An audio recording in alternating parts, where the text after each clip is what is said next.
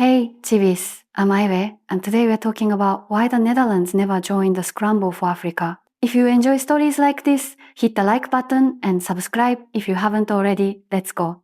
In 1652, a Dutch ship station appeared beside Table Bay. 2 centuries later, the settlement belonged to Britain. The Dutch had surrendered their last West African forts, and European powers were claiming vast regions of Africa. So what happened? This is a story of how the Netherlands moved from African footholds to an empire concentrated thousands of miles away, and why staying out of the scramble was not the same as abandoning imperialism. Act 1. The empire that was already there. The question needs a correction before it can be answered. The Dutch did have a substantial African history. Their involvement included the Cape Colony, fortified trading posts on the Gold Coast, Atlantic commerce, slavery, and long connections with Dutch-speaking settlers in southern Africa.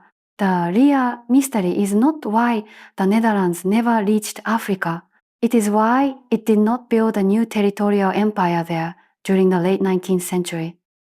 The Cape began as a practical project of the Dutch East India Company.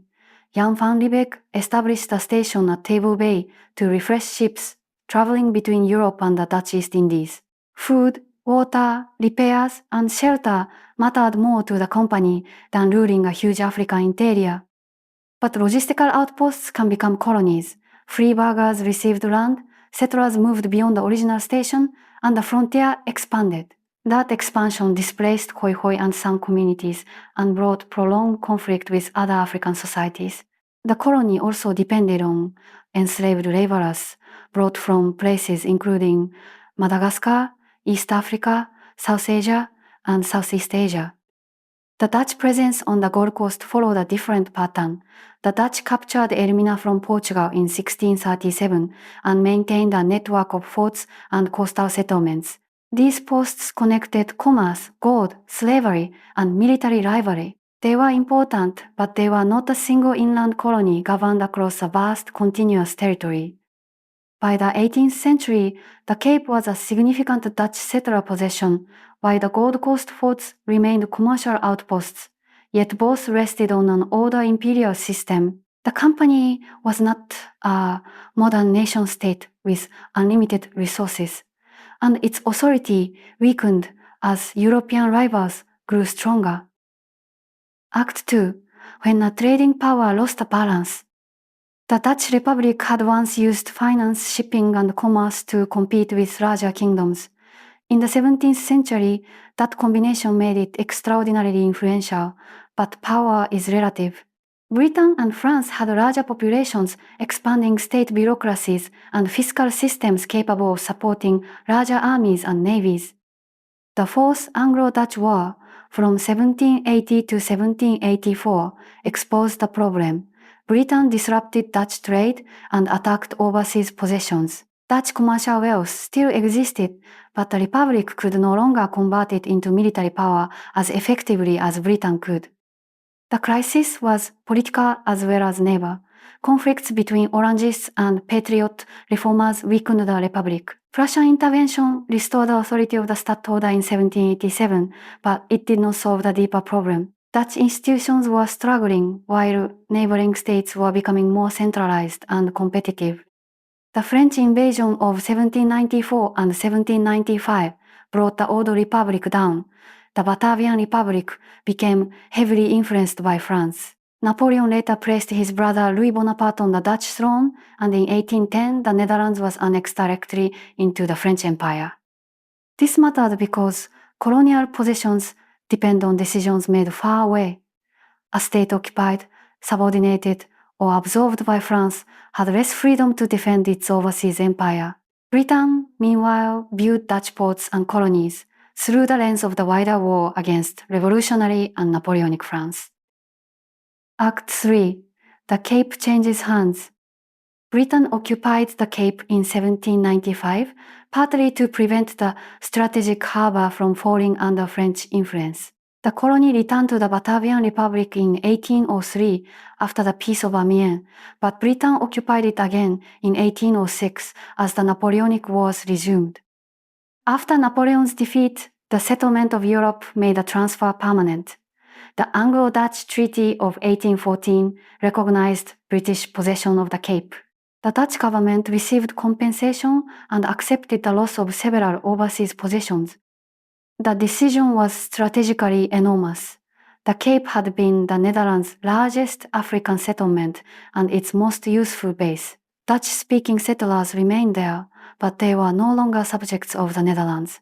The Dutch state had lost the African possession most capable of supporting future expansion.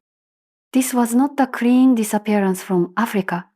The Netherlands retained forts and commercial interests on the Gold Coast. But the difference between a major settler colony and a few vulnerable coastal possessions was decisive.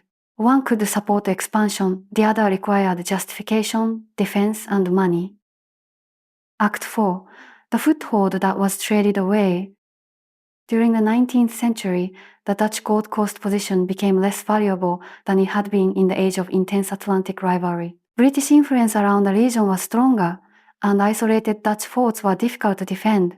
Their existence did not automatically create a path toward an inland empire. In 1871, Britain and the Netherlands agreed to transfer the Dutch Gold Coast possessions. The handover was completed in 1872. The arrangement belonged to a wider effort to settle Anglo-Dutch disputes and clarify interests in West Africa and Southeast Asia. It would be misleading to describe this as a simple act of indifference. Britain possessed greater regional power, and the Dutch had reasons to avoid turning a small African foothold into a major diplomatic confrontation. Commercial access and negotiated influence could be cheaper than direct sovereignty. The transfer also reminds us that European governments were not the only actors involved. Gold Coast states, merchants, soldiers, and communities had their own interests and strategies. A treaty between London and The Hague could change the official flag without making African political life disappear. By the time the scramble accelerated, the Netherlands had therefore lost its main African base and surrendered its remaining formal foothold. That history narrowed the choices available in the 1880s. Act 5. The empire the Dutch chose to keep. The Dutch East Indies became the center of Dutch imperial policy.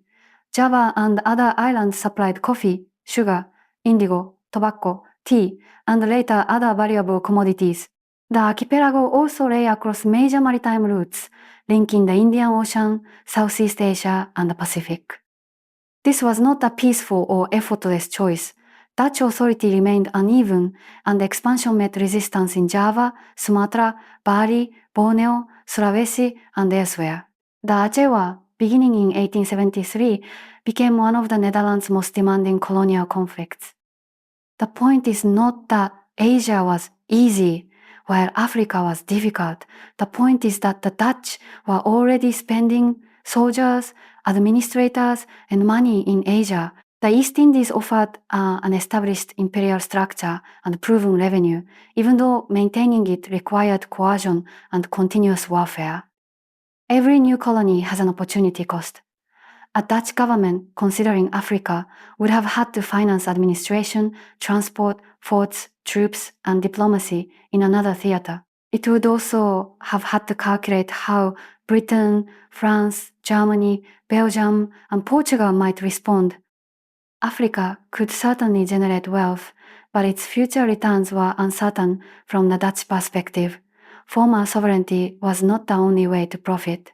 Open ports, trade agreements, shipping rights, and access to markets could provide benefits without the full cost of colonial administration.